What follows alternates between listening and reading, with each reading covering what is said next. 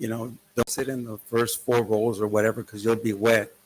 I get in the water. I'm not much of a swimmer, but I'm a splasher. So if you're over there and I'm in the water, wear a raincoat. You will get wet because I am a splasher. I can swim, but I just again I thrash everywhere. So again, thank you for the work that you guys did. Did you want to add something? Yeah, I just Yes. want to say thank you for keeping me safe there too, and everything you do. And not every city here in the southeast has a pool, like we do. I mean, and it's an Olympic-sized pool, and the park is a regional park for the area. I mean, the pool serves also the region, not just the city. And I remember last summer, Steve, you let all the kids from East LA and other South LA. I was in there one day, and I couldn't hear myself. It was so noisy.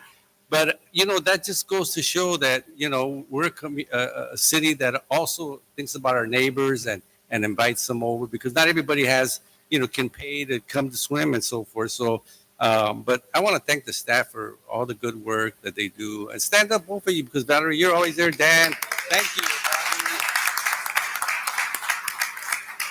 All right. With us today, Mr. Mayor and Council, is our recreation coordinator in charge of the Patricia G. Mitchell Swim Stadium, Miss Leslie Consuegra. She oversees over 50 lifeguards and staffing and personnel of over thousands a month of people. So, Well, I guess for pictures. Okay.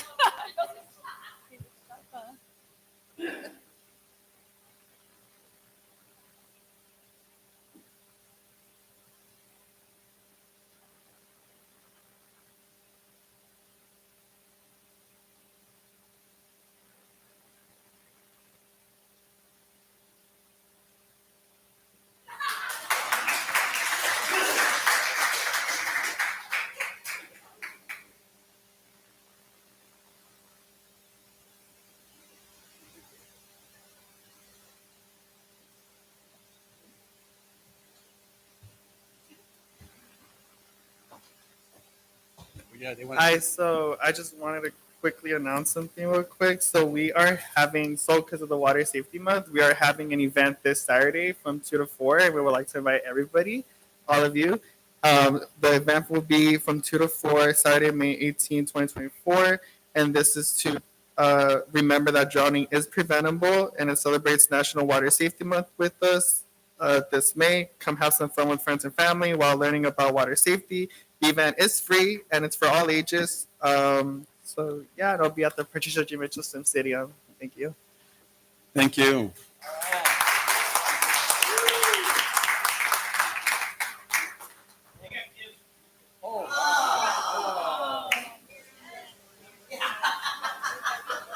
Just a little preview of the event. Floaties.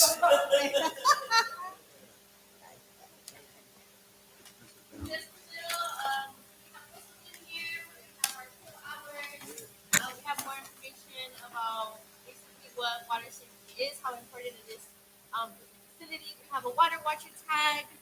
We have fans for the hot sun. We even have a couple jokes in there as well, like cool water jokes. Thank you. Yes, of course. Nice. Thank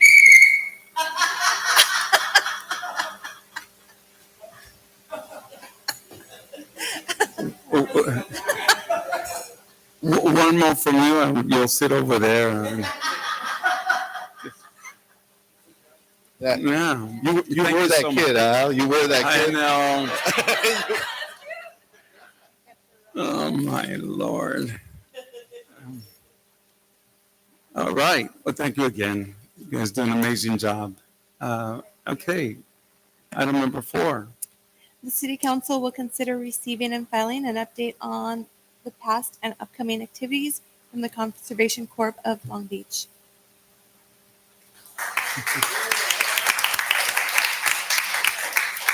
good evening, Mayor and Council. Once again, I'd like to bring up one of our stellar partners in the Parks and Recreation Department and who help out throughout the city of Southgate.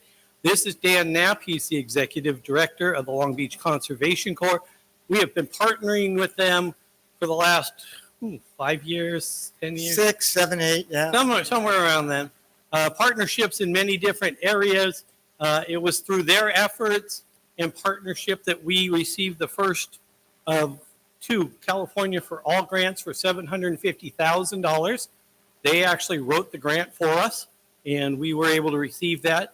But not only did they do so well at that, this year we were one of only 5 cities out of the whole state of California that got a second round of Californians for All grants for $590,000. So I'm going to let Dan take it from here. Thanks, Steve. Again, I'm honored to be here tonight. Thank you, city councils, city administration. As Steve was saying, we've been partnering for a while, and that partnership is just getting more and more momentum, and it's really exciting. I mean, it was great. One of our folks, Will, stood up with the Public Works folks because now he's working with the city with Public Works, and that's what we're all about. So again, thank you for having us tonight.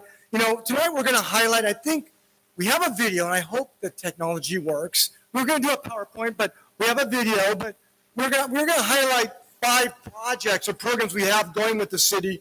Our strike teams, our River Ranger program, our internships with the parks, our internships with the city in general, and the Cal volunteer jobs. So if you can roll the video on this is specifically to the internships we got going just with the city of Southgate. Really exciting.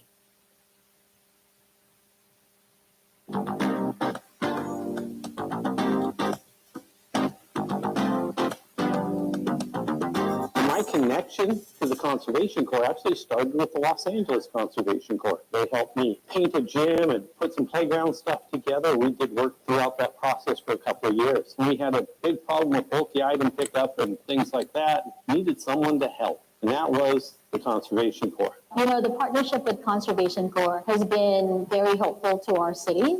They're able to provide us with a lot of help, a lot of the students or the participants who have come through the program. But what's really beneficial is that we're able to train our own residents, to become active participants and contributor to their own city. This program has actually helped a lot of our community. We have 2 officers that work with us from CCLB. Richard Figueroa is our main lead as a code enforcement officer assisting with CCLB. He surveys the city on a daily basis. His main purpose is illegal dumping, and then that compiles a list that gets ready for the strike team to follow up the week after, and he is able to provide us the service to pick up bulky items for our residents, not only residential, but also commercial and industrial areas. So projects I worked on was strike team. So we went around the city picking up bulky items. My responsibility is to maintain the street. So I have the strike team come pick it up. If not, I have the homeowner remove it from the sidewalk. That way they can have the schedule with UWS. We also have another success story, which is Alex Medina, which I'm very proud of him. He started as a CCLB. We were able to provide foundation for him. He started going to school, and he became a code enforcement certified officer, and then after hire with the city of Southgate. He currently does property maintenance and continues to assist our current staff in code enforcement. So right now, I'm a part-timer. I want to be a full-time. So I've already taken 5 classes, and I've also applied for the scholarship, which helped me a lot. I got my 5 certifications. Now I'm certified, and with the help of CCLB, as a former corps member, I'm proud of myself for where I was at and where I'm at now. In this current age, it's very difficult for us to find hourly employees.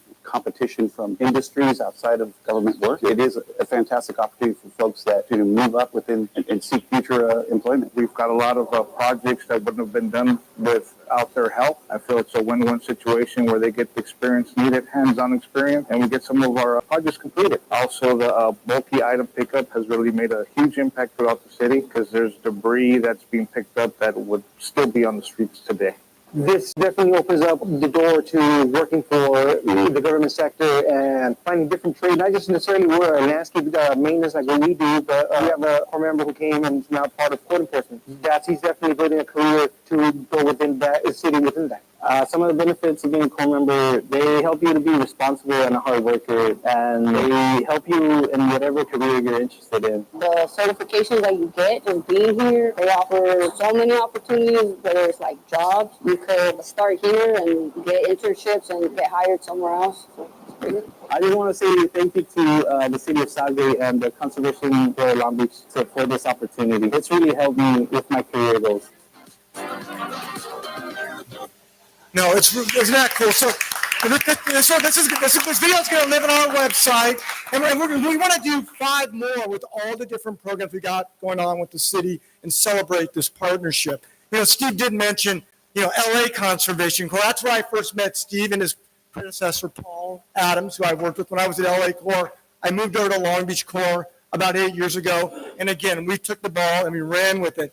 Real quick, a few stats of what's been going on here. Since our partnership, we've planted over, the young folks of Southgate have planted over 600 trees within the community.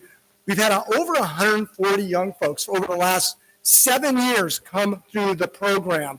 And again, that's growing. We've planted over 6,000 native plants at parks, Parque de los Rios, and other places within the city. We've removed over 50 tons of litter and debris from the city streets. And I think the coolest part, and what I really get excited about, we've had 14 internships. Internships that have led to placements within the city. 9 within the city of Southgate. These are young folks in the city of Southgate that have come to the Corps.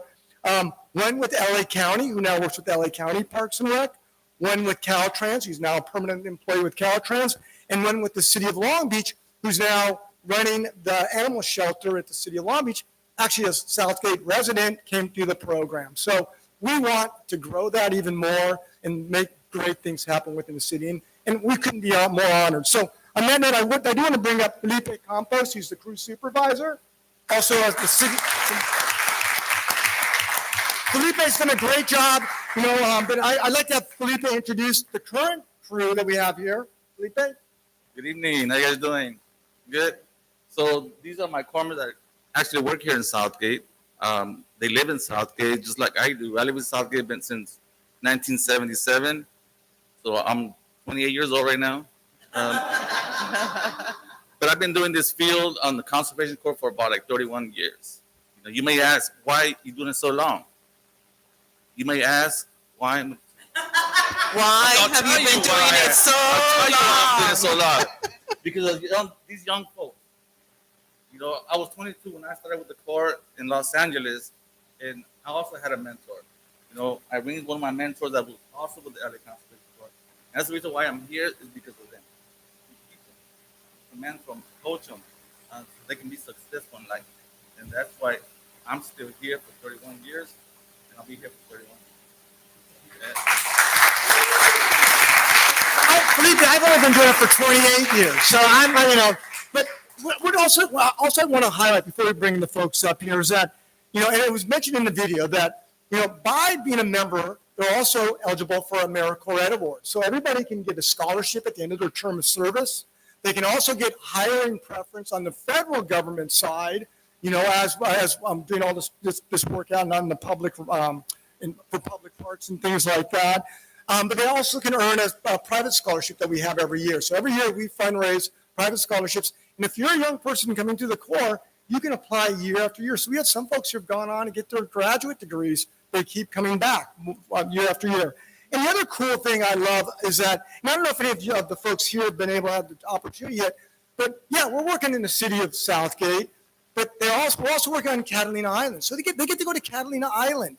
We're working up in Yosemite National Park and helping there. During the pandemic, we were doing food distribution up and helping out the city of San Jose. We helped a couple of years ago with the flooding up in Monterey in the Central Valley with all the floods. We send crews up there because folks get certified in chainsaws. They're a hot commodity and they're needed. We sent a crew this last spring to Florida to help with hurricane relief. So not only are they helping this community, their own community, they're also helping the greater community in Earth. So, hey, hands up for you guys. Come on up. That's it. We could have gone more, but really excited. Thank you so much. We cherish our partnership with the city. Cherish it. Thank you so much for what you do, because without you, they would not be able to be where they're at or going. And last week was Teacher Appreciation. So yes, congratulations. That's why I asked why, because as an educator, they are our why. And they are why we continue to do things for such a long, extended amount of time, because we are fostering the future. We're planting those seeds of knowledge, of life skills, so that they can then come back and give back. It sounds like you drank the same Kool-Aid that I drank years ago on the. As an educator, let me just tell you, I my started as an heart educator is with the with Corps, so, yeah. kids and anything and everything that we can possibly do to mentor, to guide them, to talk to them, to let them know we are here for you, even though sometimes they feel very lonely. So long as they know we're around and we're like, hey, how are you doing? But really, how are you doing? Because, oh, I'm fine. How are things at home? How are things at work? How's your girlfriend? How's your boyfriend? Just checking in and asking a simple question of how are you could change someone's life. So thank you for Absolutely. what you do. No, thank you so much. Or just listening to them. That's all you need to do. That's it. Just listen. Thank you. Thank you guys so much. We're gonna get a photo with everybody. Yes.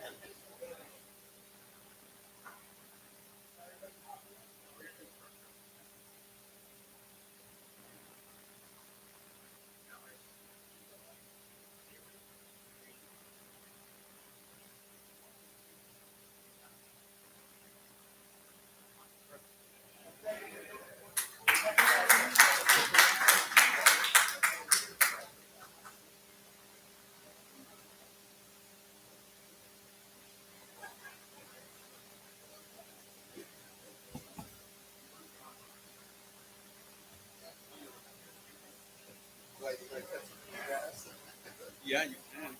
I do that. I do that once in a while. Okay, while everybody's getting comfortable back in their seats, go ahead and read into the record number 5, please. The City Council will issue a proclamation declaring May 27th, 2024 as Memorial Day. And doing the honors, Councilmember Joshua Barron. Thank you, Mr. Mayor. It's an honor to be able to read this, our proclamation declaring May 27th, 2024 as Memorial Day, honoring our heroes, our nation's heroes. Whereas this Memorial Day originated in May 30th, 1868, to honor those who dedicated their lives to form a new republic, Americans pause to observe a special day and national holiday set aside to remember the dignity and admiration those to remember with dignity and admiration those who made the ultimate sacrifice in service to our nation. And whereas Memorial Day is designated to pay tribute to our American soldiers who fought and died so that we may live in freedom and maintain the legacy left to us by our forefathers. And whereas the last Monday in May is set aside to not just mourn those who have lost, but to celebrate them for making the ultimate sacrifice for the greatest cause that the country has ever pursued. One nation, united under God, as one people created equal, so that we all might live in the land of the free because of the brave.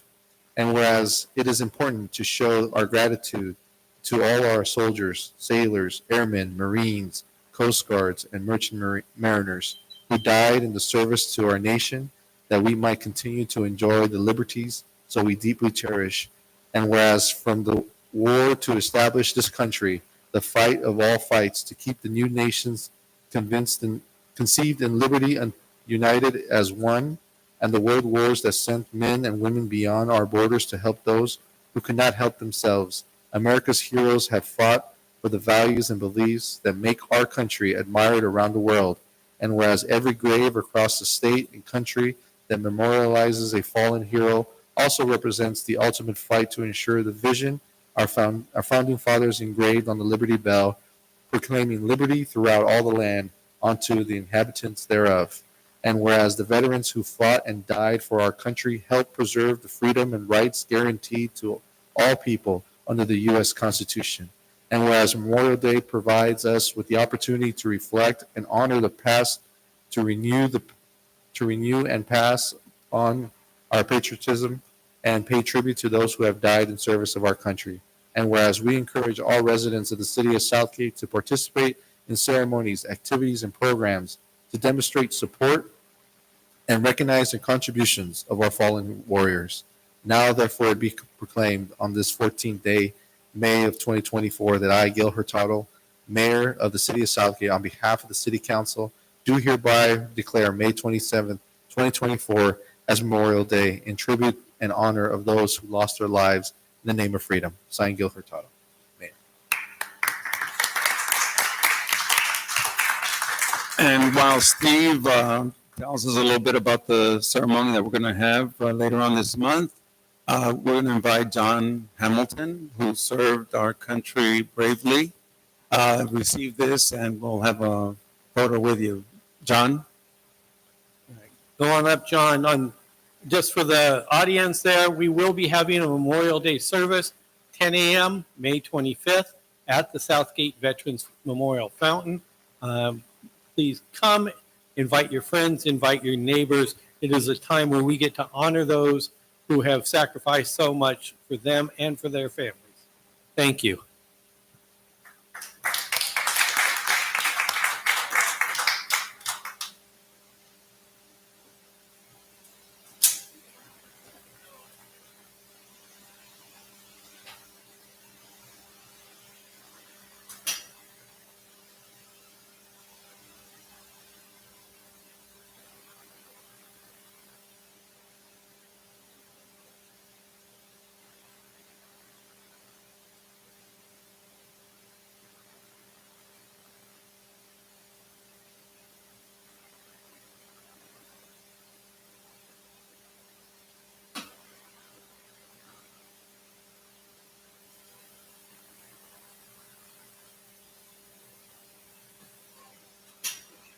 And John, thank you for your service. Would you like to say a word or two?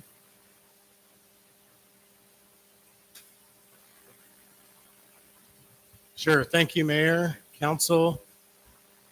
Memorial Day is a day that, especially for me as a veteran, I served personally in Iraq. I did a combat tour in Iraq, and I lost friends, and they all have names.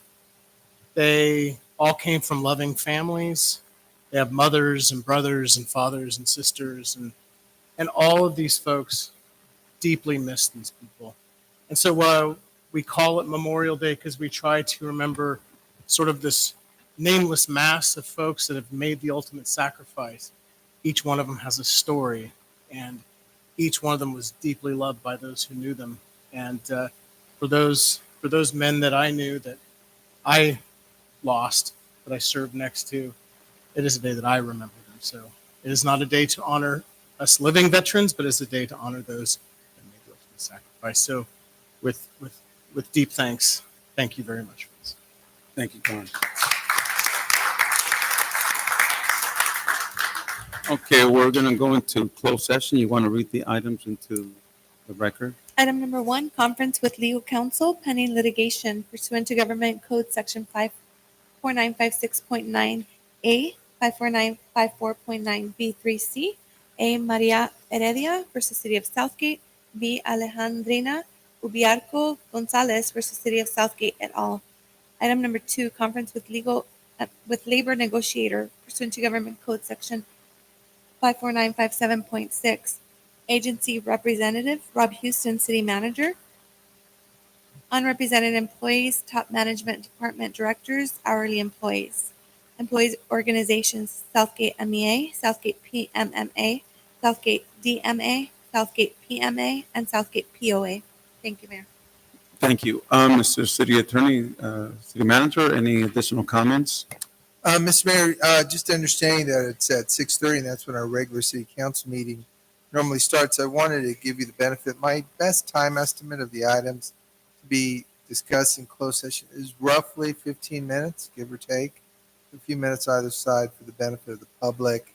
So they have an idea of when we would be back to start our 6:30 meeting.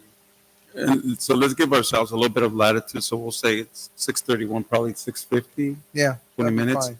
Okay, so the people that are here in the audience, you're here for the regular council meeting. We're going to go into closed session. But first, let me announce if anybody wants to speak on the items that are before us that we're going to be discussing, you're welcome to come to the mic. See no one at this time. I'm going to close that portion and we'll bring that back. So we'll be back in approximately 20 minutes. Okay, so the people that are watching at home, again, Nomás we will para be los que back. están aquí, vamos a tomar un receso y vamos a regresar a las 6:50. No ha empezado la junta regular del concilio. Esta es la junta especial. Gracias.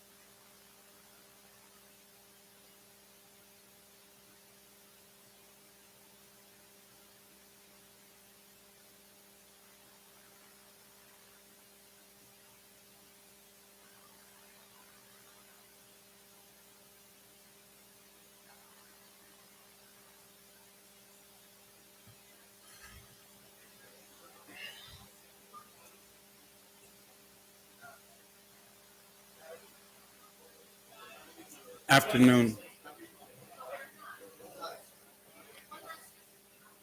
3 o'clock?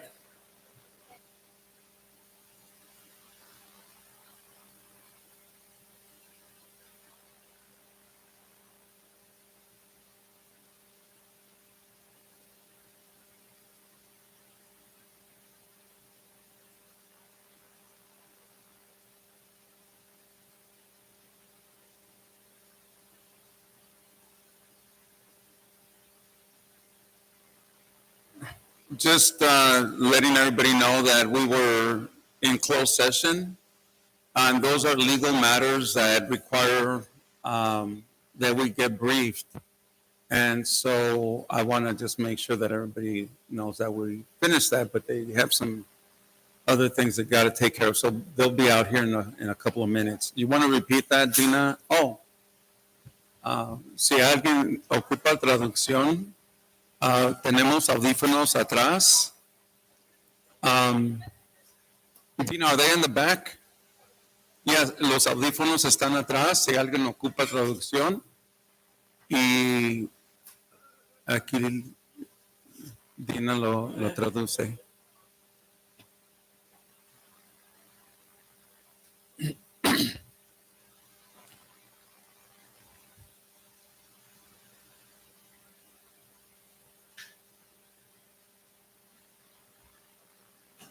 So, ahorita que vengan mis colegas, vamos a seguir vamos a terminar primero con la otra junta y luego vamos a iniciar la junta esta.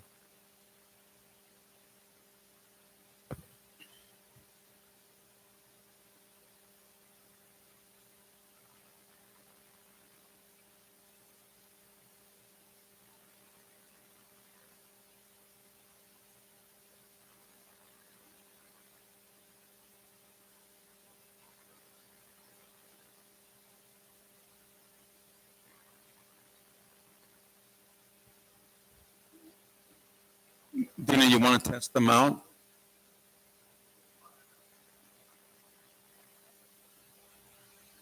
Ya si tienen los audífonos, ya los van a probar.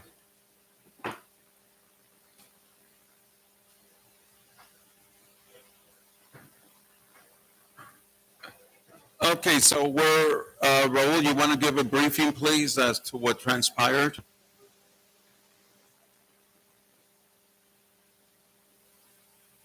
It is, right. Thank you very much, Mr. Mayor. In closed session,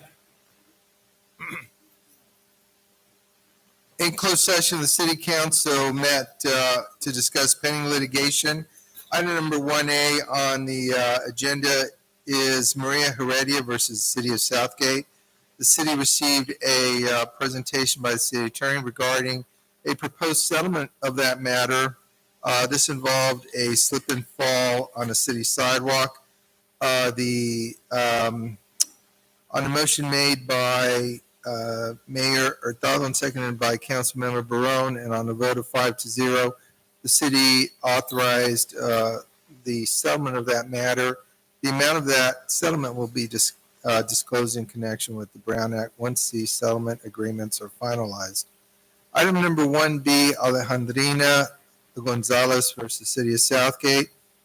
This is a new lawsuit that the city received. It alleges a slip and fall on a city sidewalk. There's a brief presentation made by the city attorney and a motion made by Councilmember Avalos and seconded by Vice Mayor Davila, and on a vote of 5-0, City Council authorized the defense of that matter by the city attorney.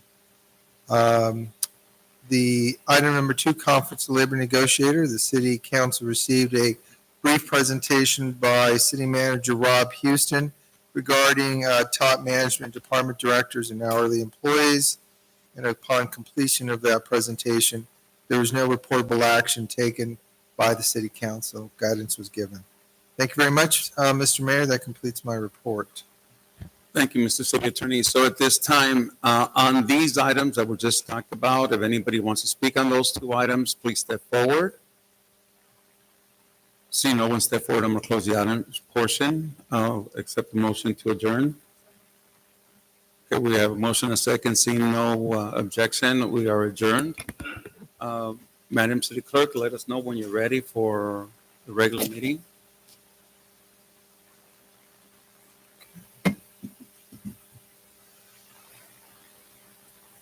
Okay, so I'm calling the meeting to order at 6:58. So let's see, the invocation will be by Steve Costley and the Pledge of Allegiance by Arturo Cervantes. So please stand.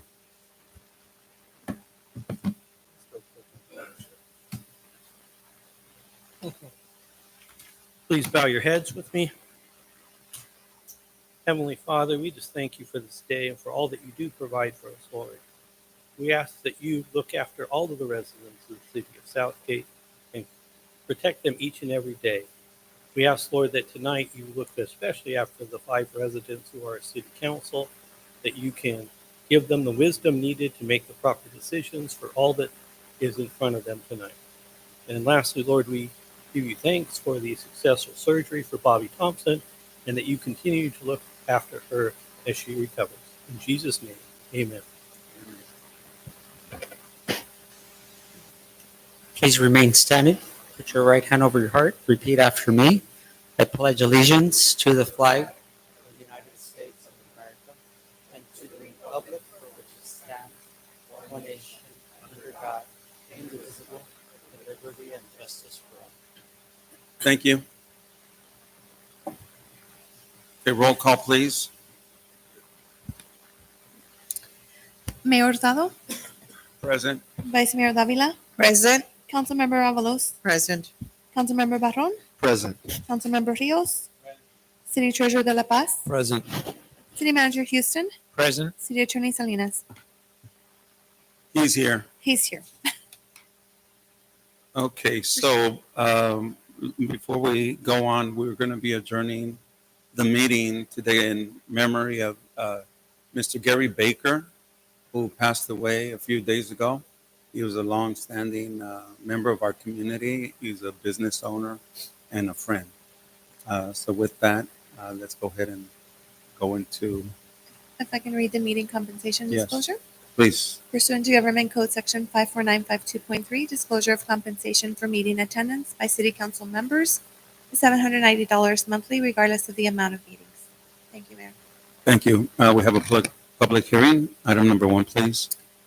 Following the conclusion of the public hearing, the city council will consider waiving the reading in full and introducing an ordinance granting the renewal of a 10-year franchise agreement to Tesoro SoCal Pipeline Company, LLC, to lay and use pipes, ditches, flumes, conduits, and appurtenances That's good enough. for transmitting and distributing oil or products thereof, of any of all purposes in, along, across, upon, and under the public streets, ways, alleys, and places, as the same now or many there hereafter exist within the city of Southgate. Thank you. Mr. City Manager, any additional comments? I do not. Okay, let me open this up to the audience first. Anybody wishing to speak on this item? Stand up and speak. Again, 3 minutes. Good evening, Council. Lisa Ruiz, and I live here on Kaufman. I'm an environmental scientist by profession, worked in the environmental consulting firm since 2008, and been an environmental activist since I was a kid, over 2 years ago. So my concern with this, extending this lease is, that it's going from 5 to 10 years. As in, this, like I stated before, I don't see the purpose, the benefit for the city to increase or double that amount of time for the agreement. These pipelines along the street have, there have been leaks associated with pipelines, at least in Alameda. I believe I had seen some along Garfield, or there is a potential. The paperwork says that their maintenance is at least every 5 years, and it kind of goes along with this, the previous agreement, which, I think was adequate because you at least ensure that there has been maintenance done before you agree to extend, for another additional time. And it's just concerning to me because knowing that the pipelines that have fed into the ARCO facility have leaked in the past. There has been contamination that took a while to clean up at the Edwards Theater facility. I've actually had have worked on doing environmental assessments for that property, so I'm very familiar with how long it took to clean that property up. I can't imagine how the existing tank farm is. But like I said before, I think it's to the city's benefit to not extend the amount of time so that we can really be on it and make sure that they're using the most updated technology and that they have been doing the proper maintenance. And yeah, that's it. Thank you. Thank you, Liz. Anybody else wishing to speak on this item? See no one step forward, I'm close that portion. And I believe you have an email. We have one email, Mr. Mayor. This email is from Mr. Mario Dominguez, and he proposes that the City Council add a condition to the contract with the Soto Pipeline Company, LLC, requiring them to contribute funds for a splash pad at Hollydale Regional Park. He states this amenity typically costs $2 million and affordable expenses for a company like DeSoto, which profits from the oil industry. He feels it's time they give back to the community that supports them financially. Thank you. Thank you. I'm going to close the audience portion now. Any comments? Yeah, I'll defer to Arda, who's got many years of experience with the pipeline agreements and also sort of the limits of our oversight and ability to leverage funding from these groups. Yeah, Mr. City Manager, thank you for that. So, Mayor, members of the City Council, our municipal code provides guidance on franchise agreements, and it allows for up to a 25-year term, and that's kind of the standard. Southgate's practice has been 10 years on many of the franchise agreements. Most recently, there were a couple for only 5 years, including Tesoro, but we're reverting back to the 10-year term. Now, the difference between a 5-year term and a 10-year term is really in the city's ability to oversee the franchise agreement and make changes if they are needed, right? So if it came back to us every 5 years, we could revisit if there's any new technology or anything of that nature. But the majority of time, that's really not a point or an issue that we would get involved with, because we don't regulate their technology. We don't oversee their safety. High level we do, but that's a state compliance thing, and that's the state fire marshal. So as long as they're in compliance with state and federal laws and following the orders of the fire marshal, that is the level of safety that we need on our end. The fees that we're collecting, a difference between a 5-year and a 10-year, the only difference is a granting fee. We're still collecting an annual amount anyway. That granting fee is really only reimbursing us for going through the staff effort and legal effort to prepare documents or what have you. But really, it's the annual fee that allows us to collect that, to use that, to manage the franchise agreement. I do want to point out here we're going from a 5-year to a 10-year. Previously, under the annual payments, they were paying an average of $4,000 per year, and over the life of the 5-year agreement, they paid $31,000 plus.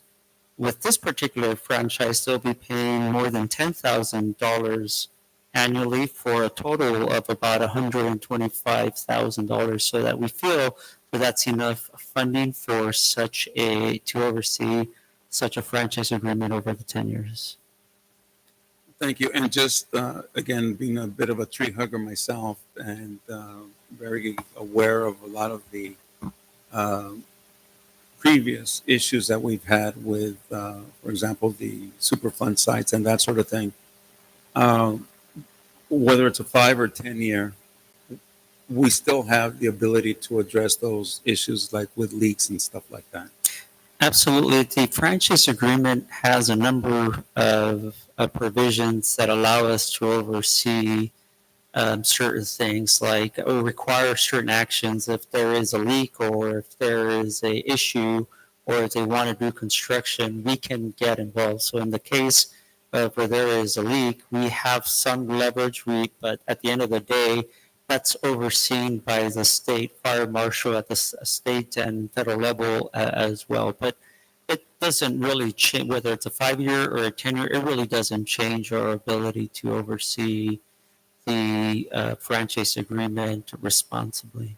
Right, and I really appreciate Liz being part of our community because she is very active in looking out for the well-being of our community when it comes to environmental issues. So thank you, Liz, for your comments. And okay, let me bring it back here.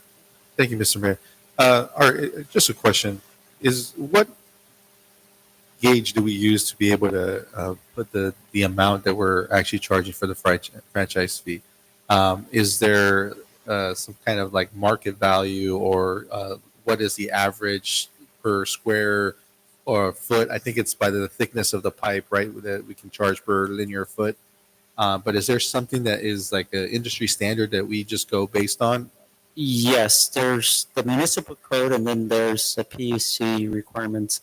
The municipal code says the grant sets the granting fee, which is what we charge, and then the PUC sets the 3 different forms that you can assess these pipelines, such as gross receipts or other. We've chosen the one that we think works well, which is based on the diameter of the pipes and the length of the pipes within the city. There's a certain formula that we use, and it's just simply a calculation, right? So we've applied that formula this time around, as we've now started doing to all franchise agreements, and it's produced a favorable result in terms of providing funding to oversee the franchise agreement. And there's still the inclusion of a CPI increase annually. Yes, that's correct. We did state that in here, and we're making an assumption in the numbers that I just stated that it would be 2%, but it could be higher. But it is an annual CPI. Ultimately, again, like I said, with the longer lease, you lose that opportunity to assess another granting fee of $12,943, which goes to staff time and legal fees and everything that we have to do to prepare anyway. So we're really not at a disadvantage financially. Thank you. Yes. Thank you, Mayor. I just wanted to mention, and I thank Ms. Reese for her comments, being that she is an environmental person. And I'm looking at the safety, and I know that that area, Tesoro, we're talking about Garfield and that area, Firestone, right? And I know that area, sometimes there is some odors in the air from time to time, not all the time. Recently, I haven't had that situation when I'm over there, but it does raise the flag when it is. And what I mean, what do we do when that situation, and who do we call? I mean, when it's kind of not good, doesn't sense when the smell is not right, or we don't even suspect it might be a leak or whatever. I mean, what does the resident do? Yeah, so I think there's 2 parts to this. One part is the pipeline itself, and so the franchise agreement is for the pipeline in the public right away, and it oversees that. In terms of what they're doing on property, as with any other business, we can contact code enforcement to evaluate what is the cause of those orders. So we have that kind of issue with other businesses, and that's our first step. On the public works side, we usually go out and do some kind of investigation to see if any of those orders are coming from the public right away, in which case we could, revisit or look at whether it's coming from a pipeline or not. But traditionally, the orders are coming from properties. And, since I've been here, we've not experienced any issues with any of the pipelines that we have throughout the city. In my entire career, I've not experienced any safety issues. They could happen, and we have the proper provisions with the support of the city attorney's office. We crafted a franchise agreement that gives us the ability to be prudent in its oversight. Thank you. I only just have a clarification question. We're talking about a big oil company. I'm sorry, say it again? We're talking about a big oil company. Can we just charge them $1 million if we felt like it? You know, I would love that to be able to fix more streets in the city, but we are restricted based on the CPUC formula. Just wanted to make sure we got that clear because I know some of our community members say, hey, it's a big oil company. We have all these asks. Again, we are restricted because there are certain codes, policies that need to be followed, as well as guidelines that say how much we can charge. So it's not that we don't want the money, it's just that we're restricted by state guidelines. Thank you. Yeah, we all got the email. Okay, I'll entertain a motion. I'll make the motion. I'll second. Okay, roll call, please. Councilmember Avalos, Yes. Councilmember Barron, Yes. Councilmember Rios, Vice Mayor Davila, Yes. Mayor Hurtado. Yes. Motion passes. Okay, at this time, we have comments from the audience. These are non-agendized items, so if you want to speak on anything, as long as it's not on the agenda, please step forward and you have 3 minutes. And this is a time where when you address us, we listen and we'll take notes, and we cannot take any action, but we'll try to address any concerns you might have. Yes. Good evening, Mayor Hurtado and council members. I'm Amy Liu from the Leland River Library on Tweedy Boulevard.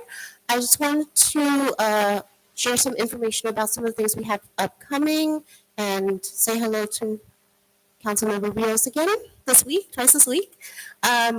This Saturday, we do have a new parent engagement program. It's to share resources that the library offers for new parents. That's this Saturday at 10 a.m. We're welcoming any new parents, even parents that have maybe gone through the ringer once or twice already. We welcome any parents that would like to get some information about how the library can support their family.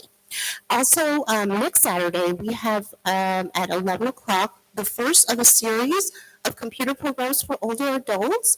It's going to be in Spanish. It's a series of 4 that we're going to be offering on Saturday mornings for the next few months, from starting in May all the way to August. So we hope that the community will see the value in that. Come join us. And as always, council, you're all always welcome to join us on any of our programs or just to drop by, like Councilmember Rios on his bike ride last week. Thank you very much. Thank you. Next speaker, please.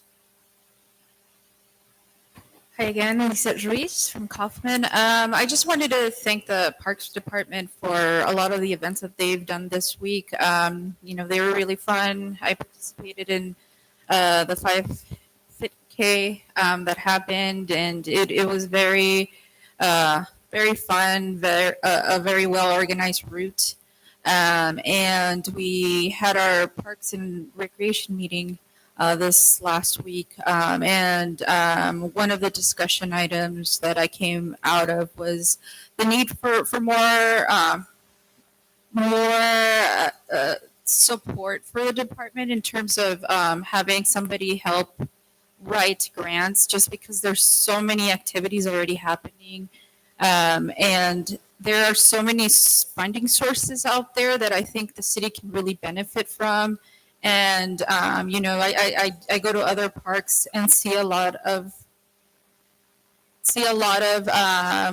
programs, that from this funding that goes to them, to other cities that I don't think need them as much as our city does. So if you guys could consider getting a program analyst for the department, I think that would be very beneficial.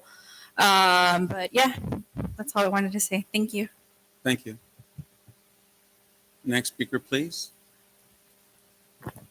Yeah, I'm here today with my neighbors because we have a concern about a certain individual who's Can you buying. provide your name, please? Your name? David Cervantes. I live in Southgate, St. Gabriel Avenue. Perdón, póngale la cosita.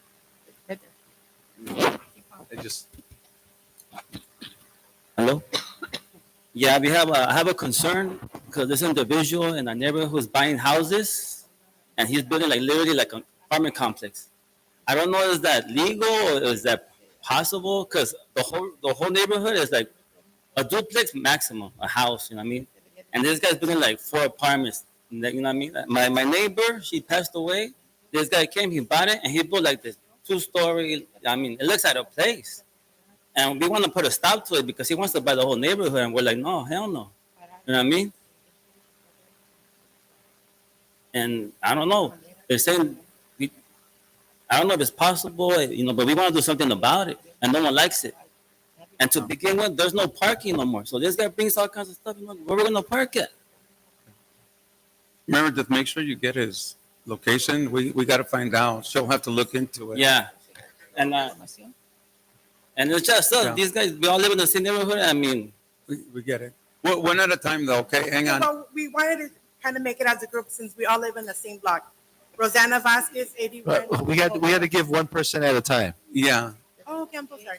that's okay. And everybody's got 3 minutes, so yeah. Can you just put the microphone so we can hear you? There you go. Oh, okay, is this one? Okay, okay. Rosanna Vasquez, no, not yet. Hi, Rosanna. Haven't seen you in a while. Nice to see you. Okay, Rosanna Vasquez, 8121 San Gabriel Avenue. I thought we came as a group. So, but yeah, we have this problem where there's one, I don't know, he's an owner. He was an owner for Cal Motors. I don't know, but he was some kind of owner, business owner. So he started buying houses on our street.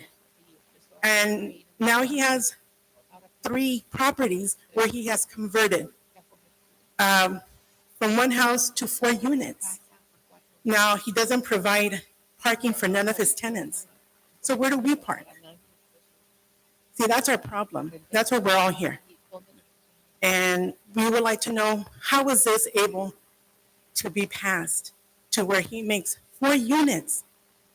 You know, if he were to have parking for all his tenants, perfect. But he doesn't. He doesn't. Every family has at least 5 cars, and they don't move their cars. I have called several times to the police department or whoever needs to come out and maybe give tickets, and they don't come. I mean, we all have cameras, and I've never seen anyone get a ticket or get their cars towed because they don't have tags. So this has become a problem for all of us. These are all my neighbors right here. There's more that just couldn't make it. But it's been a problem. And we want to like to know, what can you guys do for us? Like, how is it that it got passed? 3 properties. Now each property has 4 units. The address is 8133, 8175, 8160 San Gabriel Avenue, between Santa Ana and Liberty. You know, so we're all concerned about that. Yeah, and Meritus will be taking a look at that. Okay, please, Uh-huh. please. Thank you. I see you all. Good to see you again, Rosanna. Huh? Well, we here for the same problem that the lady just said.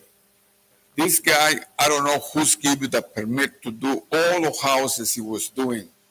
I think it's illegal. I came another day to get a permit for a little patio. He gave me all kinds of excuses. He just gave me a little tiny patio. That's the only thing I can make. I say, how about this guy in front of me? He keep building and building and nobody stop it. I can't get it. I don't understand. What's the problem? This city, like I told the mayor last time, this city is upside down, period. This year, I don't see nobody come trim the trees. Nobody do nothing in this city. I used to live 40 years in this city. And before, everything was fine.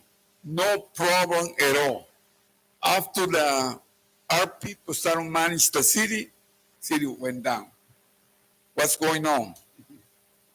I don't understand. We're supposed to go better and good. We go down now. I can't get it. Thank you. Su nombre.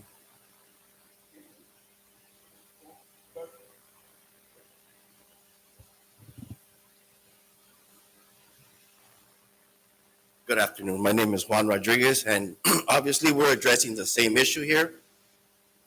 This man is building multiple units on a single property. The lot's probably by 50 by 150 square feet, and it's unbearable with the tenants that are moving in and coming and going and littering our streets. What I did notice is the city doesn't really work on the weekends, especially on residential streets. So I've seen them with the excavators digging trenches for this man in different properties throughout the city. So one of the things that we want to address too is who is allowing, if it's the planning department, allowing the blueprints to be made. The setbacks for the property is a joke because they're like right on the line, or there's no parking for each of the properties. And like we said, there's multiple units that he's purchased on the block, and there's no parking at all. So I live in the corner. They live on the other side of the corner, and they come all the way over here to park. So it's an inconvenience for all of us. So who do we address that to? And who is allowing that to happen? That's our main concern. Thank you. Thank you. Juan Rodriguez. Juan Rodriguez. Yes. Yeah. Thank you. Buenas noches, ¿puedo hablar en español? Sí. Oh, mi nombre. Usted va a hablar en eso, yo voy a hablar en este. Ok, si nada más me da pausa, quítese los audífonos, por favor. Ok, yo soy la señora Raquel Cervantes. Ay, Mrs. Cervantes. Y vivo al otro lado de donde están construyendo eso que todos mis vecinos están hablando. I live on the other side. Deme pausa, por favor, enseguida. señora, deme pausa para traducir, por favor, okay? Okay. I live on the other side of where all the neighbors are complaining about. El problema también, The problem also is que son 4 viviendas it's 4 multiple units, y los botes de la basura lo tienen enfrente. and the trash cans are also in front of the building. Como yo ya tengo 77 años, Because I am already 77 years old, me la paso en mi jardín enfrente. I'm always out in my garden. Y entonces esos botes So those trash cans, a mí me I'm sorry. molestan. Hold on a second. Yeah, can we hold it down a little bit out there, Meredith? Because it's a little disruptive. So you might want to take them to the hallway. Thank you. Okay, disculpe. No. Y esos botes los tienen ahí and the a trash veces cans are ni- in the way, y a veces ni los tienen tapados. and at times not even covered. Una vez en un programa salió que no teníamos que tener Once in a program, and we were told that we could not los botes have the cans, de la basura the trash cans enfrente de las yardas. in front of our yards. ¿Y por qué esta persona ahí lo tiene? Why is this person being allowed then to do that? Eso es todo. Muchas gracias. That's all. Thank Buenas you. noches. That's all. Thank you. Gracias por su comentario. Next speaker, please. Good evening, everybody. My name is Lupe Granados, and basically here, as my neighbors are complaining about this particular person, the investor, he's actually building all these units, but he's not providing no parking. It's bad enough that whole Southgate has an issue with parking. I can't even park in front of my own house because it's people parking week to week. That's another problem. I'm paying for a street service, right? The street cleaner to come by, but there's always a car there. It gets ticket. It'll get ticket, but then my part of the street is always dirty because there's always cars there. Now, when I did a construction back then, in addition to my house, I had a single car garage. The city made me build a 2-car garage because obviously bigger house, more cars. Now there's individuals not even providing parking. How can that be possible? I understand he's an investor, that's his right, but just an assumption. All these houses on this particular street are R3 zones. I mean, how can you build four units on an R3 zone? I mean, I don't know if that's possible. I'm particularly not, informed about the code or update about the code. I want to find out, is that possible or not? Because like I said, it's beginning to be a problem now. I mean, I have family come over and visit. They have to park 3 streets over just because obviously there's no parking. And if you guys could get to us, and give us a straight answer. That's all we need. That's all we want, straight answer. So what I'm going to recommend, if we can get like the name and contact numbers for them, because we have to look into it. If course. they're getting permits and it's outside of the guidelines from what we do, we need to look into it. And I'm glad you guys are telling us about it because it might be something we're not aware of. And a lot of times it's exactly what's going on. A lot of people do work when we're not around, but we'll address it. One other issue again. Right now I'm going through a process of trying to do a project at my house. I already submitted all the blueprints and planning. To this point, I have not even gotten an answer yet. But then again, this individual, it's like he's bypassing everybody there. I don't have proof of that, but that's what it seems like. Yeah. That I have to wait like anybody else, but this guy just seems like he's going over somebody. I mean, I want answers too. Yeah. And I did work on my house. I had to wait the same way too. Believe me, it's frustrating. And but anyhow, look. So you can everybody who's there, give your names, phone numbers, and then if you can identify what addresses you're talking about that the work is being done, we'll have to look into it. Yes, correct. Right. Okay. Thank you very much. Appreciate your time. Thank you. And Rosanna, he doesn't think I know you. Can you tell him that we know each other? Thank you so much. He wants to know why I call you so personally. Hi, Rosanna. Yeah. Thank you so much. So I'm going to close the audience portion at this point, and she'll get all the information from you all. Thank you all for coming and sharing your concern. Thank you so much. Okay. Your you had an email on non-agendized items? Yes, Mayor, I have 2 emails. Can you hold on a second? But before they leave, I think we need to address the units that the state it's mandating the city, the arena numbers, and I think that they should know this before they leave.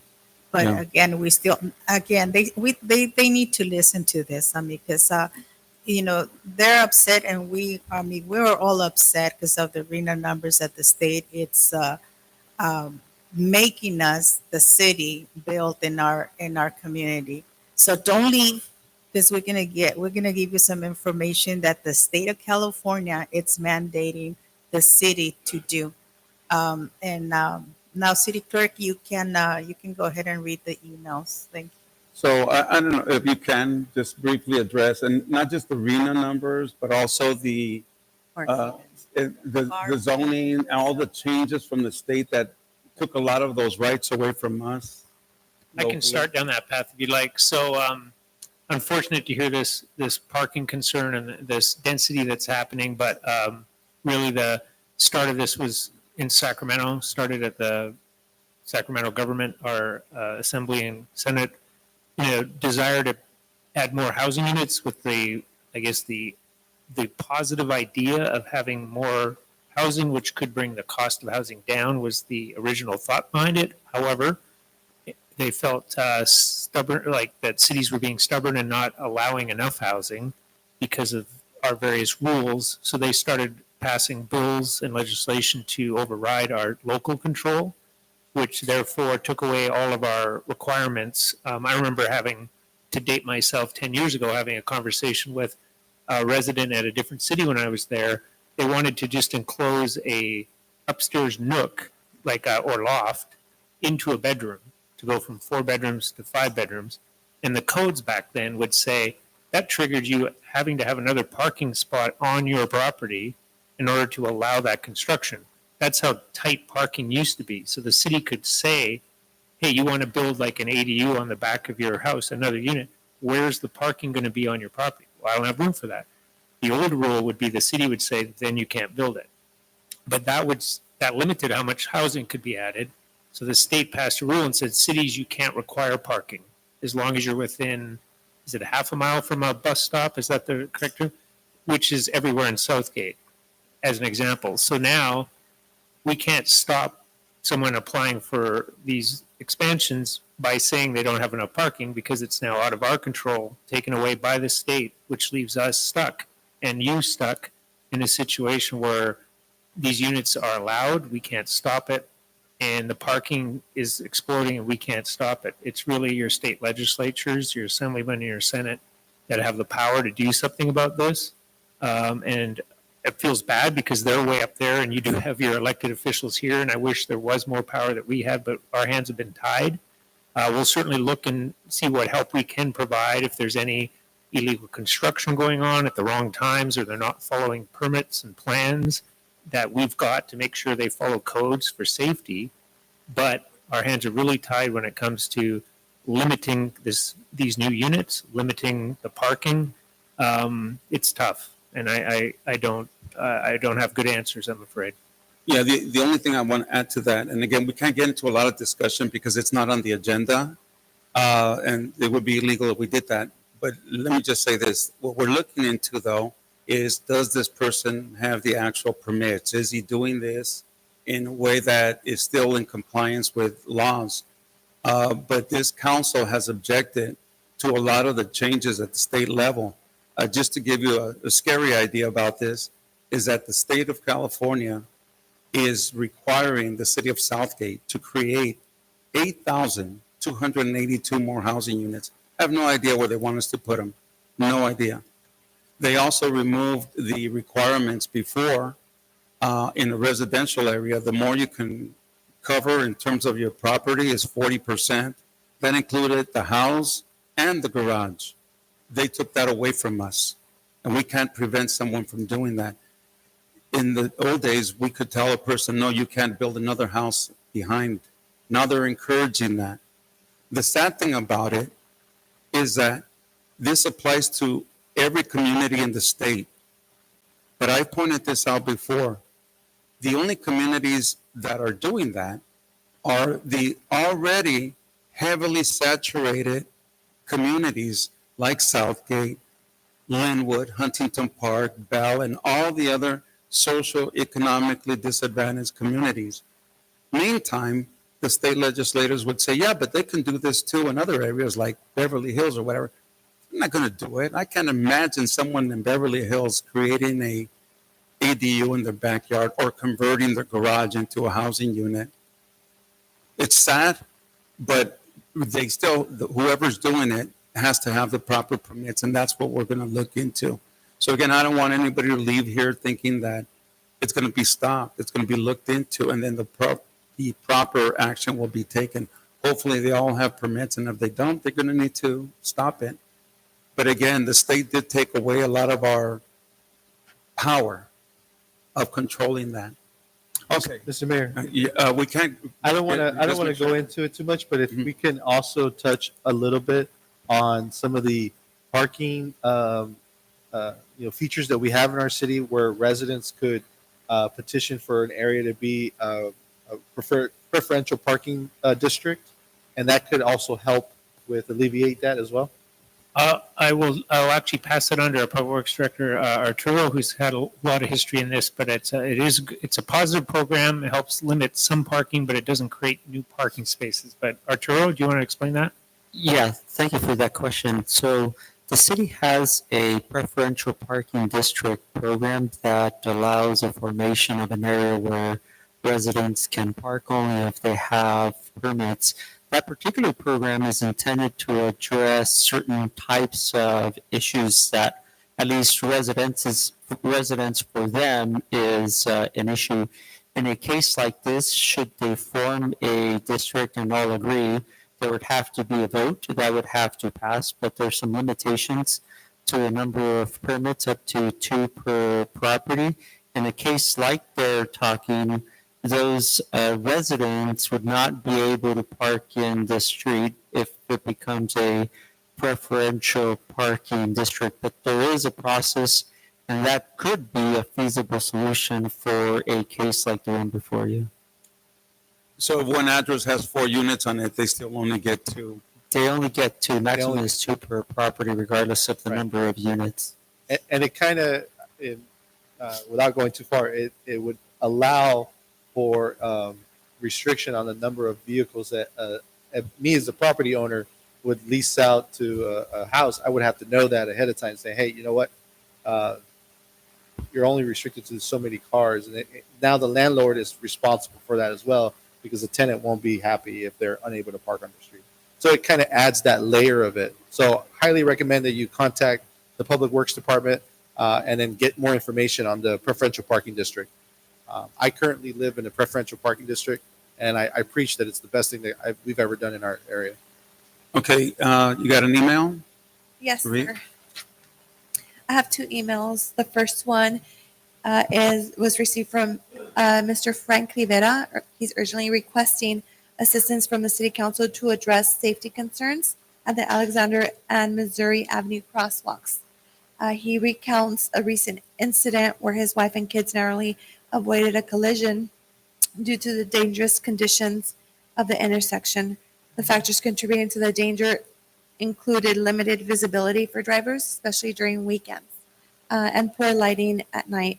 His email highlights the absence of crosswalk guards outside of the school hours and emphasizes the difficulty pedestrians face in safely crossing the street. Mr. Frank Rivera proposes installing safe pedestrian crosswalk warning lights as a solution to improve safety. That was number 1. Comment number 2 is from Mr. Mario Dominguez, and he states that at the May 9th, 2024 Parks Recreation Commission meeting, the commissioners voted to move up the start date of the Parks Master Plan to July. Mr. Costley expressed concern about his department being severely understaffed, especially without Ms. Tina. He urges the City Council and the City Manager to allocate general fund money to hire temporary staff to support Mr. Costley with the Parks Master Plan. He feels it's unreasonable to expect him to manage such a significant project without adequate personnel, and also feels the situation is unacceptable with one person carrying the weight of many responsibilities. He says it's time to support Mr. Costley and his department properly. Thank you, Mr. Mayor. And thank you. And Steve, you dictated that letter nicely for him. Thank you so much. Okay, let's go around the room. Let's go, Meredith, you go first. Yes, good evening. Thank you. I just wanted to announce that we are opening our waiting list, our Section 8 waiting list on May 27th. It is Memorial Day, but people are able to sign up online. We've already advertised it around City Hall, and it's going to last until June 10th at 11:59 p.m. We're also going to have staff available that if anyone needs help with computers, setting up emails, if they make an appointment with us, we'll have a station just for our residents to fill out the application and help them go through the process. Not to fill out the application, but to guide them through the process. Thank you. This is, yes, our housing choice voucher. Steve So- Cost. Oh, I'm sorry. I'm just letting you know that we're probably expecting about 8,000 to 9,000 applications for those 2 weeks that we're open. Thank you. Thank you, Steve. Yes, Mayor and Council, it's May and a very busy month in the Parks and Recreation Department. We had a fabulous opening day for the Southgate Junior Athletic Association. We had hundreds of kids and parents there. A great day of take me out to the ball game and plus hot dogs for everyone. This past weekend, as Liz mentioned, we had our 5K race. We had over 1,000 runners participate in it. There were some great ones there. We had a 7-year-old little girl who ran in the competitive division, which is could finish the race in under 30 minutes. She finished in the top third of all of them. She was 7. And she was just running past people, and they're all looking down at her like she's all smiley, and she's just passing everyone. And so it was so fun. She ran with her dad, and even dad was having trouble keeping up with her. But she was like not out of breath or anything. She finished 3.1 miles, and she's like, let's go again. And I'm, oh, man. So it was a great event. We had lots of people there. Bimbo Bakery sponsored the whole thing for us. It was a great day. Next weekend, as already mentioned, and with your bags there, we have the water safety training at the pool on Saturday. Bring your ducks with you. And then our last weekend in May is our Memorial Day weekend, the Saturday there, the 25th. We will honor our fallen heroes on that day, starting at 10 a.m. And then after that, we will kick into the Tweedy Mile Street Fair. So a lot of other stuff going on in our department and around. So, thank you. That's all I've got. Thank you. Let me bypass Art for a second. Let's go, Wendy. Good evening, Mayor and council members. For the Administrative Services Department, we're just working hard on the city budget, which we'll be bringing to you guys, to the city council on the week of June 10th through the 11th. Thank you. John? Sure. Good evening. Just want to let everybody know about some jobs that we are currently in recruitment for. Go to cityofsouthgate.org. There's a jobs tab there. Click it, and you can apply for one of the following. If you're interested in a job with our police department, we're always hiring great individuals to be a police officer. Police officer, $15,000 sign-on bonus. Laterals of $20,000. We also have a crime scene forensic specialist position that's currently in recruitment. That closes May 22nd. Also with the PD, we have a good part-time position for somebody interested as a police records specialist, and that closes May 20th. In Parks and Rec, we have a full-time position as a recreation specialist for fitness, and that closes May 23rd. And then we have a bunch of part-time positions from Parks and Rec, which are Recreation Leader 1, 2, and 4, and that all closes May 31st. So there's a bunch of positions getting ready for summer and to support our Parks and Rec department. And last but not least, in our Public Works department, we're looking for a full-time journey electrician, and we're also looking for a water quality and systems lead operator, and that closes June 3rd. And finally, we have a great part-time position, a maintenance helper in the water division. So those are the jobs we have currently available, and I encourage everybody to apply. Thank you. Thank you. Chief? I had the honor of attending a graduation for a police officer last Thursday. Every time we get a police officer, it's kind of a good time for us. So Officer Castellanos, you'll be meeting him shortly, and currently have 4 recruits in the Orange County Sheriff's Academy, and then 2 additional ones in LA County Sheriff's Department Academy. So we're making progress. And again, like I've always said, we hire slow because we want to hire the right fit for the organization. And then a week from tomorrow, we're having an event at Goals Soccer. This SoFi.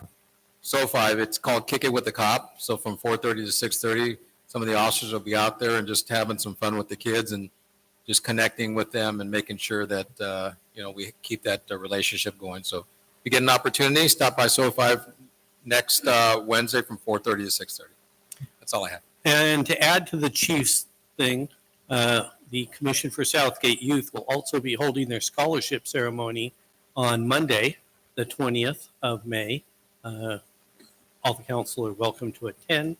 We have over 150 people coming, and we'll be giving out literally thousands and thousands of dollars in scholarships with not only the Youth Commission, but some of our partner groups who have ponied up at least $60,000. Thank you. Okay, Arturo. Yes, thank you, Mayor. Can we please put up the CIP update? So, Mayor, I've got a few slides for you and the council tonight. I'm not going to go over them in a lot of detail because these are projects that I brought to you before. I just thought I'd put them up because of the updates on the 20-mile Complete Streets project that you're familiar with. I'm pleased to report that design has been completed and the project is now out to bid.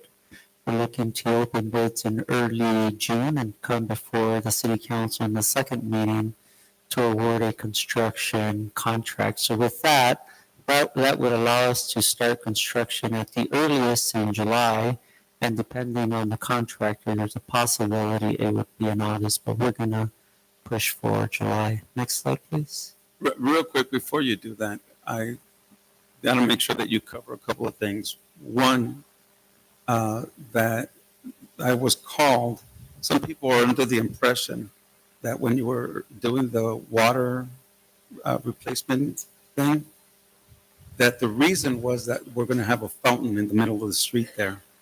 And can you clarify that that's not the case? The second thing is I've gotten calls from people who have businesses on Tweety and are wondering why we're doing work on Tweety because there's nothing wrong with it. They don't mind a little bit of potholes, but the work is impacting their business, but it's part of doing business. What was the third thing? Well, it'll come to me, but again, make sure that you touch on that, please. Yeah, just with regards to the construction that we started out there, that was before we do major streets and before we repave them, we want to make certain that the subsurface utilities are in good condition so that we don't have to come back and tear up the pavement if there is a leak. So what we saw out there was a construction of a main line in a certain segment of Tweety to replace what was recommended to be a replacement because of a deficient line. But that construction has completed. All that's left is we're going to plug it in after the Tweety Mile Fair. With regards to the fountain in the middle of the street, my only thought is that fountains are a really nice feature when it comes to the roundabouts and so on. In Mexico, you see those fountains, really large fountains. It's just beautiful, right? And it creates a really nice circulation. So residents may have heard that on the positive things. If we brought something like that to Tweety, that kind of thing typically improves traffic circulation. But there's no room on Tweety.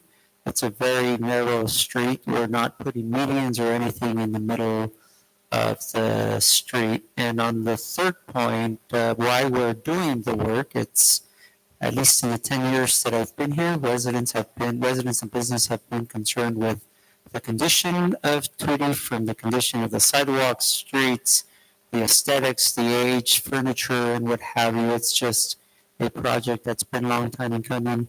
As well as it's a really busy corridor. It's sort of outgrown its design, and so we're looking at a complete streets design now with a number of businesses and what have you. So it's a very much needed project. And I remember the last part, but unfortunately it comes in two parts, okay? The last one has to do with when you start a project, can you please remind everybody that this does not impact the progress of the other projects? And the other part that goes with that is that one of the things that I think is necessary when you put those boards out there that kind of sort of say, you know, this project is being done, blah, blah, using whatever funds.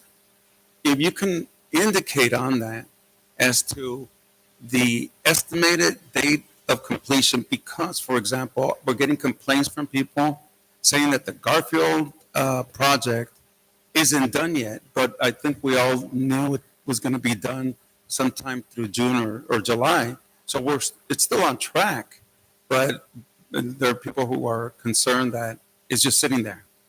So can you? Yeah, so I do have slides to address those specific questions. Just with regards to the credit boards, I will say is that there are some that were missing because there were hit through vehicle accidents, which we're replacing, as well as we're upgrading them to make sure that every single one has a schedule so that everybody knows when those projects are going to be completed. But I'll address your schedule questions on one of the slides that I have here.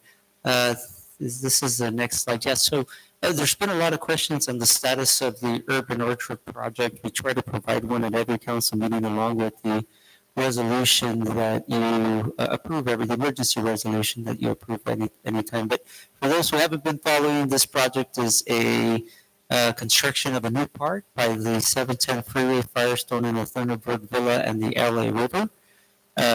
Its construction is on hold. We're about 90% complete, but we're on hold. The site used to be an old unpermitted landfill. We learned that after we started construction that there was a permit that we were required to get, so the project was stopped. We have been working and collaborating with the county for quite some time now, and we've made some significant milestones. You'll see under where it says status of LA County requirements, those are all of the technical documents that we needed to submit to get to that one final point, and that's that post-land closure land use plan. So the latest milestone, which was significant, was the approval of this last item, the phase 2 report of findings, which included, if we can go back, which included all the results of the methane testing and what have you. So accomplishing that, if you look at the schedule is very uncertain in terms of when we're going to start construction, because we don't know when the post-land land use plan will be approved, but we plan to submit it in June. We're going to continue to complete design sometime in midsummer. Once we're done, the next one should not have said complete design. The next one should have said bid the project. Once we complete design, we will bid the project. We're not certain when again until we get the PCLUP approval. Then we can start construction likely late in 2024, which will last 3 to 5 months. I am going to put this up on the city website, and it'll always be updated to make sure that it's available for the general public anytime they'd like to know where we're at. Next slide.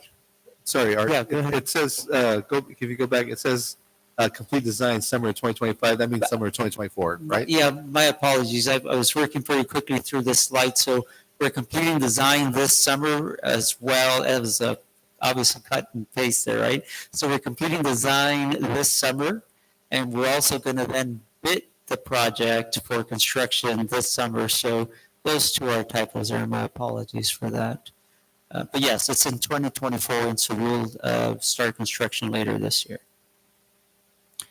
The Long Beach Boulevard, again, you've heard plenty about this project. I just wanted to reaffirm what the mayor said, that we are on schedule to complete construction in June. And if the public has any questions that are more require more detail, they can please contact the Public Works Department. Next slide.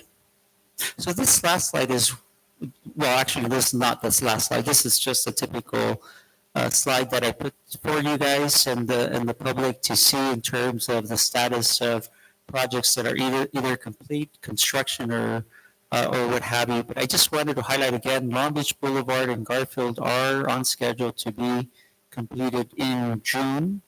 And then we have made a significant progress in terms of the Circle Park renovation project. That project had been on hold for some time because of Southern California Edison approval. We're now in a position to be able to bid the project while we get their final input. So we plan to bid that this month as well. Next slide. So this is the slide I was referring to in terms of the complaints that we generally get. I mean, it's been plenty, right? Because we've got a lot of projects, and sometimes the concern and perception is because we're starting multiple projects, many are being delayed, particularly the ones that we want, like Tweedy Boulevard or what have you. And that's definitely not the case. So for a brief overview, the city's got over 70 projects and $116 million this year is what we had to work with that made improvements to any number of facilities.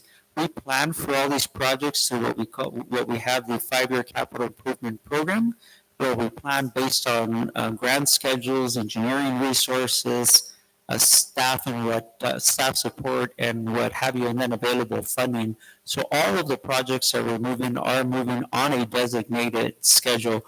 We have sufficient resources to move the projects that we're advancing forward. I'm showing here just common schedules for any of our projects, right? They see these projects come to council for approval for budgeting, but it doesn't mean the construction starts in a few months. Small projects take us from 12 to 24 months to complete, from planning design to construction.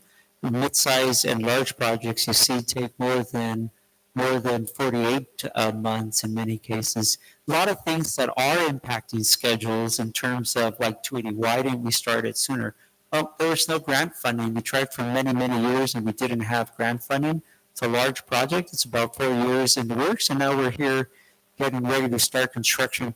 I won't go over all of those factors, but there are numerous factors that do impact our ability to start construction or keep on or accelerating, like minimizing the community impacts. And then just finally, I just want to mention that a lot of times also is that residents see what's occurring in their neighborhood, and that's what they're being impacted with. So we're working on a project, and and the perception may be that we're not doing more. But this year, for example, we look at just the progress. We worked on over 60 projects, with 11 where we started design, 14 where we completed design, 8 projects started construction, and 20 projects completed construction. Some of these are out in public view, others are not. They're on property like a water system and improvement, but we're on schedule to spend more funding than we ever have in the 10 years that I've been here. So from my vantage point, there isn't anything being delayed in terms of project delivery. I think, in fact, it's extremely aggressive, and thanks to the support of the council with the funding resources as well as staffing, we're able to move a lot in the engineering division. And that's the last slide. Thank you. Thank you, Arturo. Okay, let's bring it back this way. Rob? Thank you, council and the public, or everyone. Just wanted to give you a simple update that in support of everything our staff does here to support the community and to get these projects done, as we've heard, put on these events, and be there for the community. We also are spending a little bit of time working for our own internal community, and we're doing a staff-wide training tomorrow morning. So it's going to be invite for the vast majority of the staff. We aren't able to facilitate our police department right now and our field yard staff due to their schedules, but the rest of the staff, including City Hall and the Sports Center, will be closed between 9 a.m. and 1 p.m. tomorrow.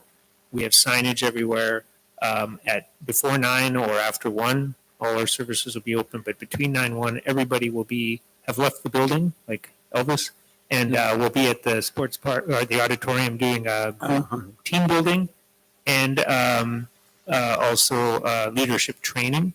So a chance for us to mingle together, learn together, and try to get better together. So just wanted to know that that's where we'll be. The services will start again after 1 p.m. and just that's an update for everyone. Thank you. Mr. City Attorney? Thank you, Mr. Mayor. Nothing at this time. I just want to say congratulations to you, sir. I think it's important that people know the importance that you've brought to the Southeast area by being inducted into the Hall of Fame. And Downey, which one was it, Pius or St. Matthias? Okay. So I saw pictures of you out there. So I am concerned. No, but please, congratulations. Do you want to tell people what transpired there? I attended Pius 10th as a Southgate resident, going to a Catholic school, and I received the award as a Hall of Famer. A former councilwoman, Denise Diaz, has also received that award. A proud graduate of Pius X, and I accepted the award on behalf of my mom, who never had the privilege or the honor of attending high school, but came here from Mexico with a 6th grade education and realized the value of an education, and I'm a direct beneficiary of that. So thank you. Oh, yes. Let's picture me with hair. That's I did have hair back then. Thank you. And it was a total privilege. I will say that I was very, very surprised to see 3 of the council members there. I did not expect or know in advance, and I did keep this very low profile. As I said that evening, you shouldn't be honored for making your bed in the morning, right? And so I felt that much of what I've done is just stuff that should be done. So thank you. Congratulations. Thank you. All right. Mr. City Treasurer? No new items to report today. Thank you, Madam City Clerk. I have a few. I just wanted to mention that on May 2nd, I attended the Churches in Action event, along with some of the council. The morning was filled with prayers and it was beautiful. I want to thank Bishop Mendez for helping put this event together. On May 4th, attended the Southgate JA opening day. My son Owen, my youngest one, is playing this season, and it was an honor to be there for to see Mr. Mayor so respectfully be honored that day. Thank you for your volunteerism and providing our kids so many years of your life. And it was wonderful to see our young kids and their families, their eyes, their hearts were out there. So that was that. On the 4th, on last week I attended nuts and bolts training. They're in Hollister, California. It's about an hour and a half away from San Francisco. Tell you, it was worth the drive. We got training on elections and public records requests, and ultimately all these trainings are dedicated to become the best version of the city clerk that I can have for all of you as well as our residents. So that was an honor to attend. The last one is Police Week is coming to an end this week, and my daughter and son-in-law were able to attend this weekend. They're still there honoring all of our men and women. It has been very emotional time for them. It's beautiful and it's a beautiful event. So I'm so happy that they have the opportunity to attend and honor them. Thank you. Thank you. Councilwoman Avalos? Thank you. So I also had the honor and the privilege of attending the JAA's opening day. But it was filled with happiness as well as a little bit of somberness. It was nice to see that all of our legislators at the local, state, and federal level honored you for your years of service. Little did I know back in the state of the city when I was mayor, honoring the JAA, it would be the last time that you would be accepting the award on their behalf. Thank you, because like I said earlier, it's the work of the heart. You know, when you are fostering the youth and mentoring them, and then seeing the fruits of your labor, as you see on this council. So, Mr. Barron, thank you. Thank you for what you've done for this community. It's greatly appreciated. Congratulations to all of the runners that ran this past weekend. I missed it, but I did see a lot of pictures, so it was nice to see everybody there. Attended the meeting with Vector Control. Vector Control was actually on NPR not too long ago for their X-ray technology of the mosquitoes that are going to be released, the male mosquitoes, out in Topanga Canyon, with the hopes of, having these females mate with them and having the eggs not come to fruition. But we do have a new case in Southern California of the West Nile virus. So again, if you have any water, city water, empty it out. Because unfortunately there are small little creatures that cause havoc and have taken lives in the past. So just being mindful of public health. Other than that, I don't have anything else, but I will be attending our Contract Cities seminar conference this weekend at Indian Wells and look forward to hopefully seeing everyone there. Thank you. Thank you. Councilmember Barron? Thank you. And yes, I would like to definitely take some time to, talk about the Southgate Junior Athletic Association opening day and really thank all the representatives for Janice Hound's office, Annette Barragan's office, Lena Gonzalez's office, and Speaker Randon's office for being there and being able to honor the years of service provided by the president of the organization and our mayor, Gil Hurtado. I spoke that day about being a kid, 30 some odd years ago, sitting on that grass, hearing the adults talking for hours, what it seemed like. But I remember being so excited that this was the start of a new season. And I think that being part of that organization, learning what it is to be part of a team, learning what it is to, deal with adversity, to learn from making a mistake, from understanding that you don't have to be perfect all the time. I always say that has built the building blocks that has allowed me to be where I am today. So I'm always going to be grateful for the organization, and that's why I strive to this day to be part of it and to help it to be successful. And I think it's a great part of our community. My dad has fond memories of it, and it's been something that's held our family, and it's been a great way for our family to be involved in our community for many years. Both my brothers coached, I coached. My dad was always a coach as well there. It's just been a great thing for our family. But I do want to thank some of the sponsors that were there. Of course, Bimbo Bimbo was there, Tampico, IRS, UWS. We had a party rental for our jumpers and our games from Patriot Party Rentals, which is a veteran organization that hire veterans to go out and do this. And he's actually a resident of our city here in Southgate. We had the police department out there. We had our Southgate Aquatics, team was out there giving information to our residents.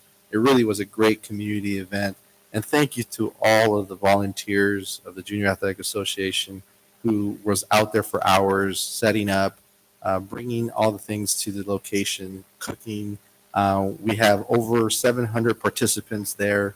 They all got hot dogs. They all got chips and a drink. They all were part of the fun, and we had a great turnout. So, again, Mayor Gill, congratulations on being honored. I think it was well deserved, and thank you for your many years of service to our community. And I can never thank you enough for what you have meant to me and my family as well. Thank you. And I've also was able to attend the 5K run, the Spring Fit event. From my understanding, I was talking to the guys from Parks and Recs. They were saying that we had over 1,000 runners registered. That is a great number. And what I really like to see was some of our neighboring communities, our neighboring cities, was actually out there because they have started a community group. I think if you can speak a little bit about it, where the other city Parks and Recs teams are getting together to kind of learn from each other, and they really wanted to learn about our 5K run. And if you would like to discuss that a little bit. Yes, part of the directors who all meet together in the SELA region, one of the things we have done is the city of Paramount was interested in starting their own 5K. And with that, we decided, why not form a group of those who do 5Ks? We can meet, promote each other's events, and then teach people like the city of Paramount how we do it, so that they're not starting from scratch in it. And so the group has gotten together. They're promoting people. They're giving out medals for people who go to all the different 5Ks. So it's a great way of kind of connecting all the communities together with similar interests in something like this. And it was fun to see that a lot of the runners are actually registering for all the events in our area. Their goal is to be able to get all of the local 5K medals and be able to represent the Southeast Los Angeles area and saying I've completed the entire 5K group there. So like to see that again. Thank you to Bimbo for sponsoring. Thank you for California Fish and Grill, who was out there giving fish and rice to participants after their run. Northgate Gonzalez Market, and of course our Southgate Youth Football was out there, to do that as well.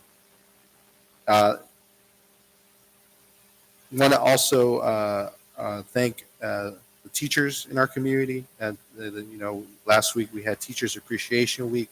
We have 2 teachers here to sit on our council, so wanted to definitely extend a thank you and say happy Teacher Appreciation Week last week. Thank you guys for the service you do to our community and for our children in our community.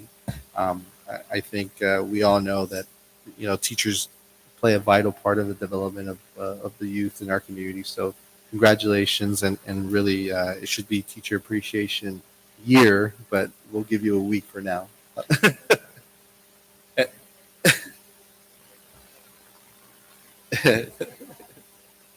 And then lastly, I just kind of wanted to give a little bit of an update, and I'll go again to you, Steve, regarding our HVAC system in our sports center.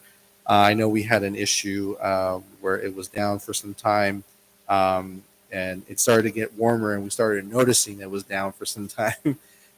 We received, I know a lot of us here on council received a petition that was signed by many residents or community members in our community.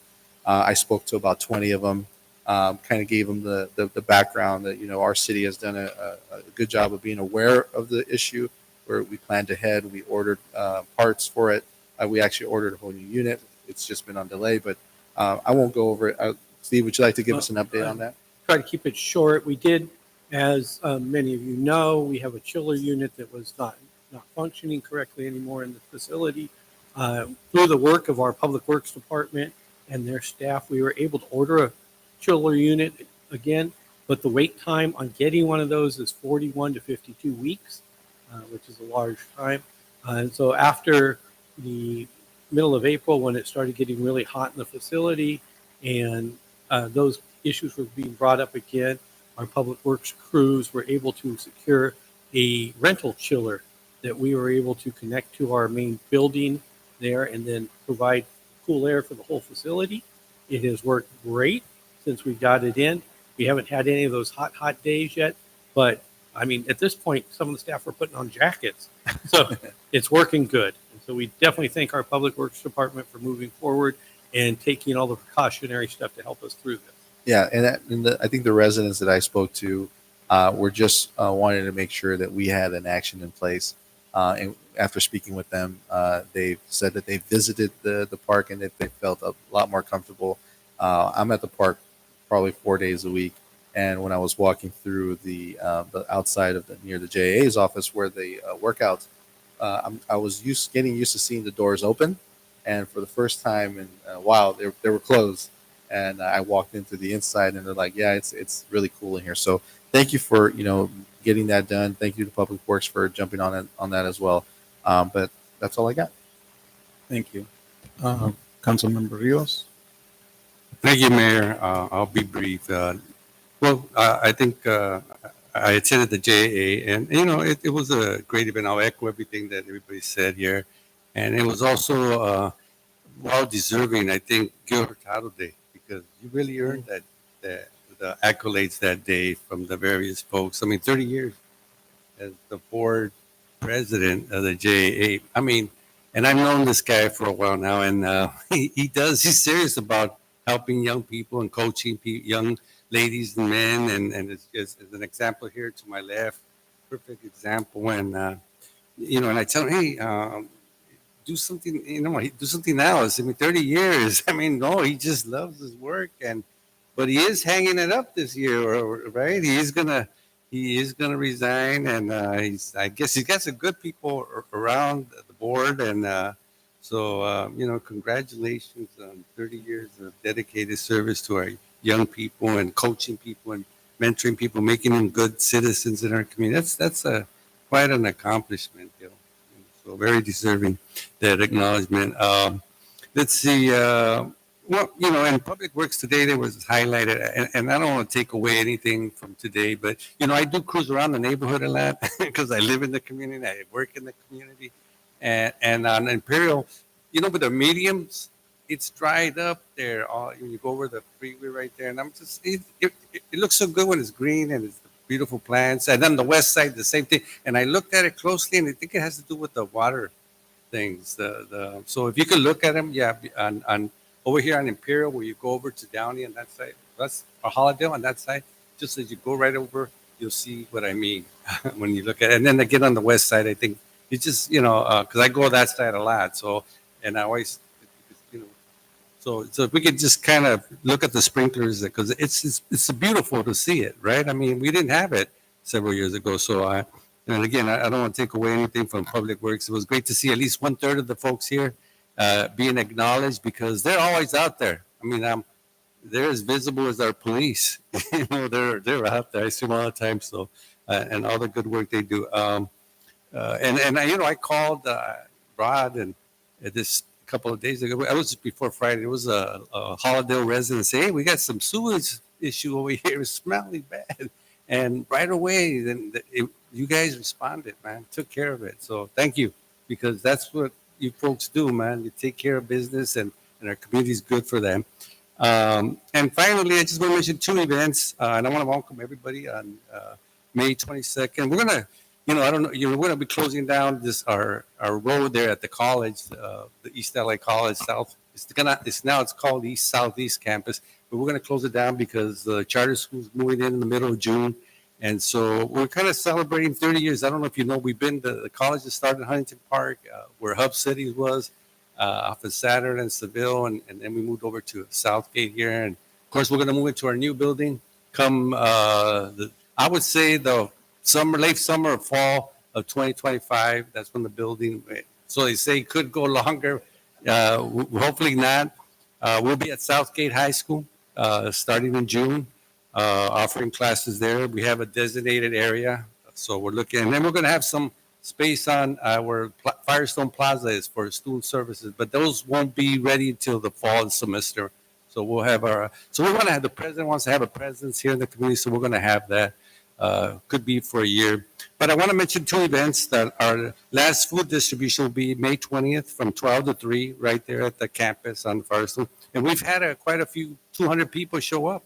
So, and it's with that regional county bank, food bank. So, and then again, the celebration, I want to invite all my colleagues on May 22nd from 12 to 2. We're going to have all the big shots from the college, the president, the VPs, all my bosses there. So come on down and, talk to our folks and just enjoy from 12 to 2 on May 22nd. Thank Mr. you. Mayor, if I may, I would like to acknowledge all of our female employees and everyone that is here. Happy belated Mother's Day. Whether you have children or not, we all have that motherly nurturing instinct. So happy belated Mother's Day.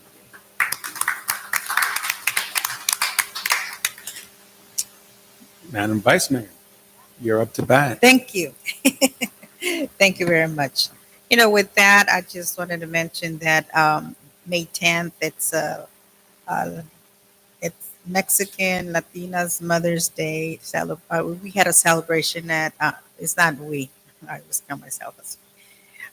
The ladies from the PTAs, they made a celebration for almost, I think we got about 350 to 400 mothers there at the auditorium. So it was a big celebration. Thank you to all the sponsors for contributing and for helping them out, because I think they go over and above to work with the parents, and as we know, the parents volunteer at the schools. This is one way that they can give back to them. So thank you to all of you who contribute to make this possible. Very quick, I also attended the JA opening. Congratulations, Mr. Mayor. I'm not going to repeat everything that my colleagues already said, but just congratulations. And I know you're not going to stop. I just know you're not going to stop. You're going to keep on That's my volunteering.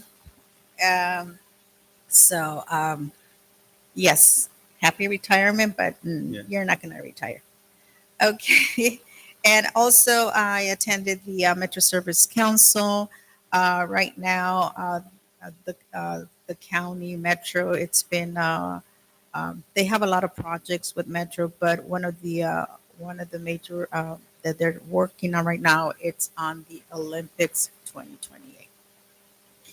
Okay, and I also attended the 5K run, and I said I want to make it very sweet here, and I'll let you mention all the other events and meetings that we have attended, so I will have to repeat myself.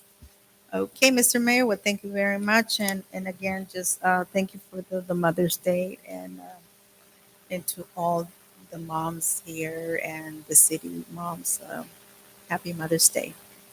Thank you. Thank you. So I'm going to try to go through this real quickly. And again, I mentioned this because I think a lot of times people don't understand that we get involved in a lot of activities outside. So just a small list of the things that I was able to attend since the last meeting. I attended a Padres Unidos meeting where issues were brought up about parking around certain schools.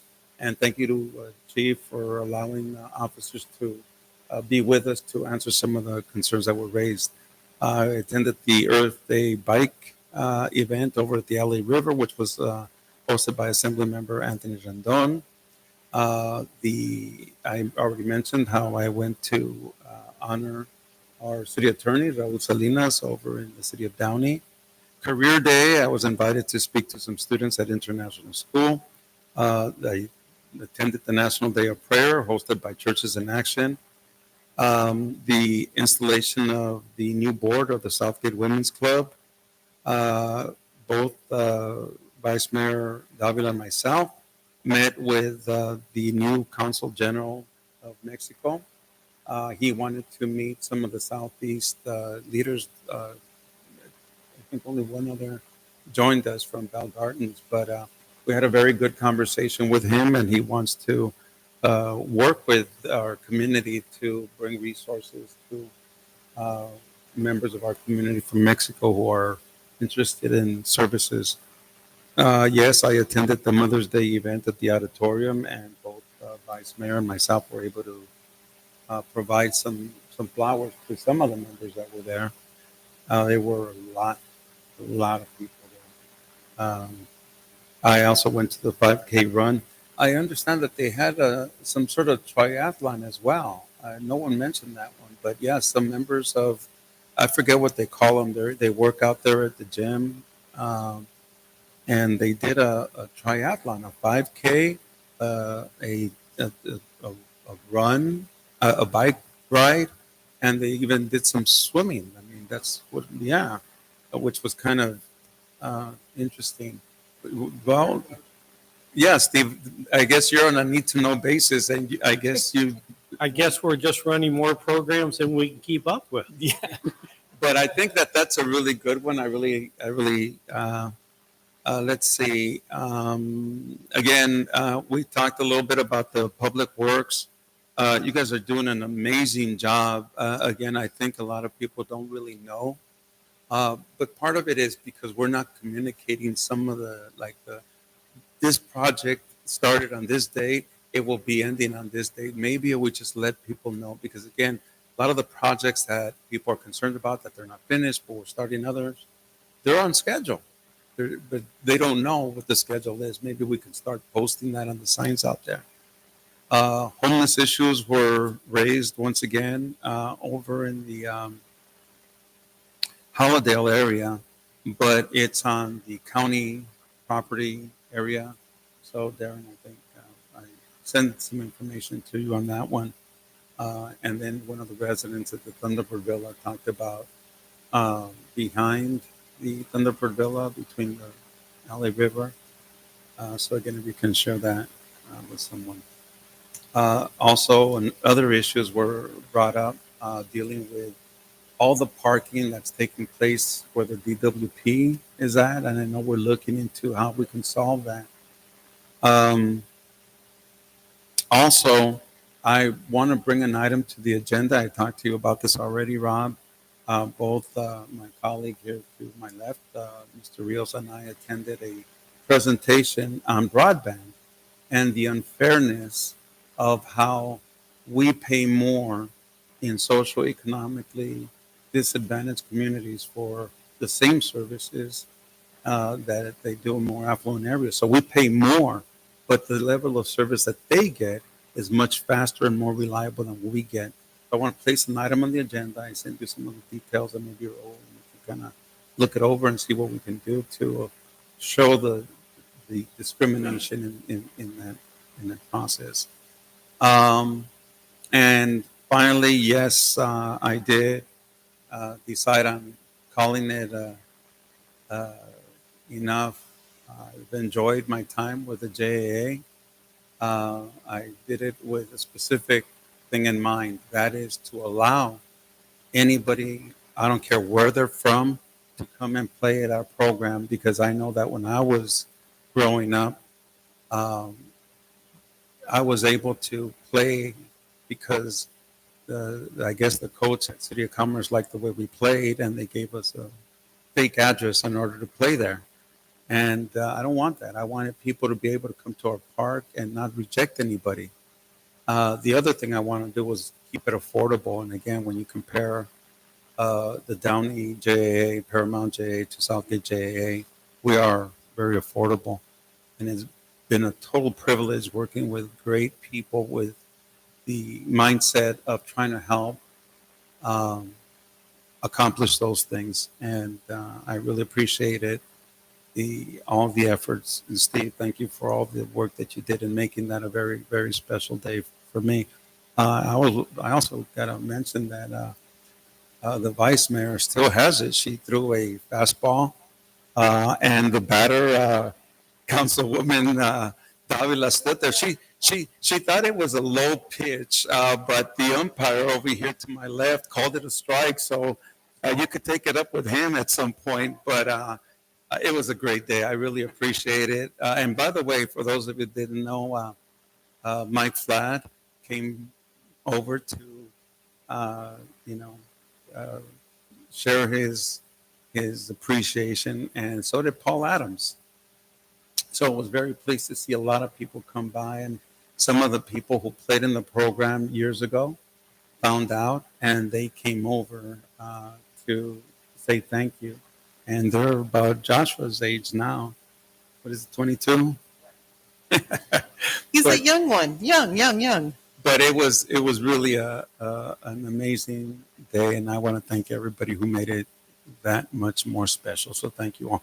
Okay, let's go on with the meeting. Well, Mr. Mayor, with that, I would think you accomplished your goals because it was really nice to be out there and have my students. What are you doing here, Miss Avalos?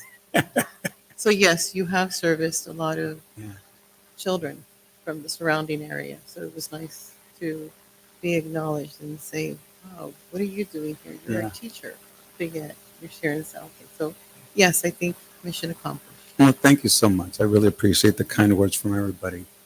All right, let's go to consent calendar. It was really emotional. I don't want to get too emotional again. Okay, consent calendar. Consent calendar items, agenda items 2, 3, 4, 5, 6, 7, 8, 9, 10, and 11 are consent calendar items. Okay, so any additional comments from any of them at this point?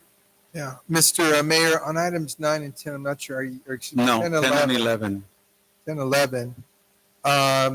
Because of the topic of that involves capital improvement projects throughout the city, we have a practice of undertaking steps to avoid even the remote appearance of any conflict of interest.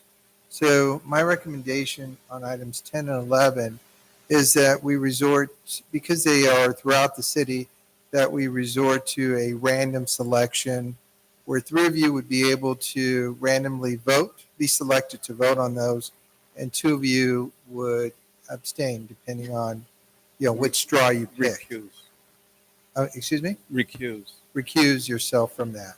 And so I do have 5 coffee stirs. Okay, so can we do it this way first? Can we handle items 2 through 9 first? Yes. Okay, thank Do you. that. Do we have anybody in the audience that wishes to speak on any of these items 2 through 11? Seeing no one step forward, do we have any, We do not, Mayor. no emails? Okay, so, Motion to approve 2 to 9. Second. okay, it was a tie for second, so we have a motion here and a tie for second. So, okay, roll call on 2 through 9. Councilmember Avalos, Yes. Councilmember Barron, Yes. Councilmember Rios, Vice Mayor Davila, Yes. Mayor Hurtado. Yes, on 3 to 9, and I will be recusing myself from item 2, since that has to do with the urban orchard. I'm not within 500 feet of that. Thank you. Okay, so we're going to take these individually, I'm hoping, first 10 and then 11? Yes, or- we can let's do do it that way. that if you like, or we can just do randomly for both 10 and 11. It doesn't matter. I think, yeah. And All just to just be clear, and I think the city attorney made mention of this. As I was reading these items, I started getting concerned because I think that all of us kind of sort of touch some of these areas on item 10 and some of the areas on item 11. And since, we're all kind of voting, it would be difficult to vote on the items.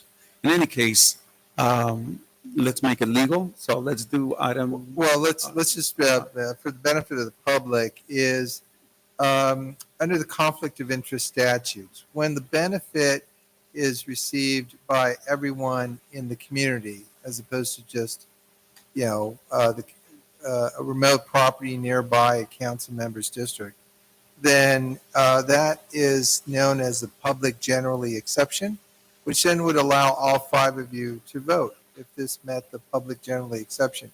And it may meet the public generally exception because of the nature of it. That's sort of the floor required by the Brown Act and by the FPPC. However, nothing prevents the city council from taking the added step of transparency by going through a random selection process where 3 of the 5 of you would be able to vote on items 10 and 11, and 2 of you would not through a random selection process. Why 3 versus a different number? Because 3 is the minimum number of votes that would be required to approve this project. So with that, But let me add one last thing, if that's okay, because you and I are very familiar with the situation that happened in a neighboring city of Pico Rivera, where a gentleman on council voted on an item that was on consent, and it was also something dealing with the public good, and it wasn't just for him.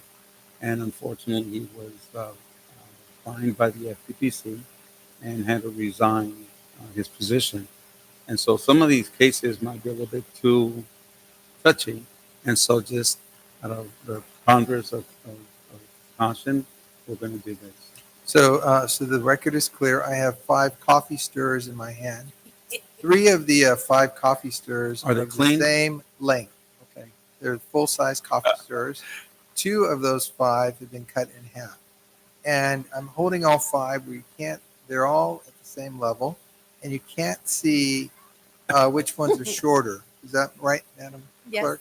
All Yes. right, so, with that in mind, Mr. Mayor, there's no. I'm just going to go 1, 2, 3, 4, Yes, 5. that's Is that fine. correct? Yes. All right, okay.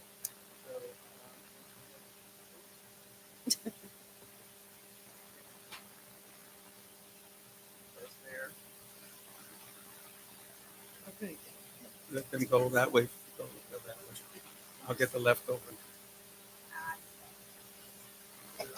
Excuse me. Look at that. The guy's got. We I'll zip it. I'll zip it. We had no choice. Well, happy Mother's Day then. Thank you. Thank you. So, Okay. so you don't have to leave the chambers because this is on the consent calendar. For the record, should reflect that Vice Mayor Dava and Councilman Avalos both got the shorter stick. They got the short end of the stick, Short which end is of the the good one. So look, with that, I'll make a motion for both 10 and 11. A second. I'll tie for second again. Okay, here we go. Roll call, please. Councilmember Barron, Yes. Councilmember Rios, Mayor Hurtado. Yes, you still have to call them to recuse themselves. Councilmember Avalos. I am recusing myself from this vote. Thank you. Vice Mayor Davila. I'm accusing myself. I'm recusing myself on these 2 items. Thank you. Okay, here we go. We're through with consent. We are now going to item number 12. Item number 12? Yes. Item number 12, the City Council will consider accepting the resignation of Jennifer Seibert from the Parks and Recreation Commission and ratifying the nomination by Vice Mayor Maria Davila of Cynthia Esquivel to the Parks and Recreation Commission. Thank you. Yes, Mr. Mayor, I just wanted to take this time to thank Jennifer Cypress for being my commissioner for over 20 years, 21 years. And, with the great sadness, I had to accept her resignation. But I will be appointing a new commissioner. Her name is Cynthia Esquivel. She is a mom that has been at the parks for I have absolutely don't know how long, but I know that her kids go there, and she's been a member also of the JAA. So the JAA. So if you're gonna open it to the audience or anything. Yeah.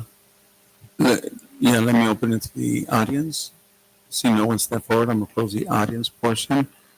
So, I'm gonna make a motion to appoint her as my commissioner. Second. we have a motion, a second. Can I just, now that we have a first and second, can we, for discussion, please? Yeah, yeah. Mayor? So I just do want to say a thank you to Commissioner Jennifer Seibert. I was able to serve with her for 5 years, and she was very helpful when I first got on the commission. And she was a staple who was always there. So I know that her leaving this wasn't easy for her in speaking with her. So I do want to just say thank you for your many years of service to our community, and a personal thank you from me for being able to help me those first few months when I was kind of green and trying to figure everything out there as Al's commissioner on the board.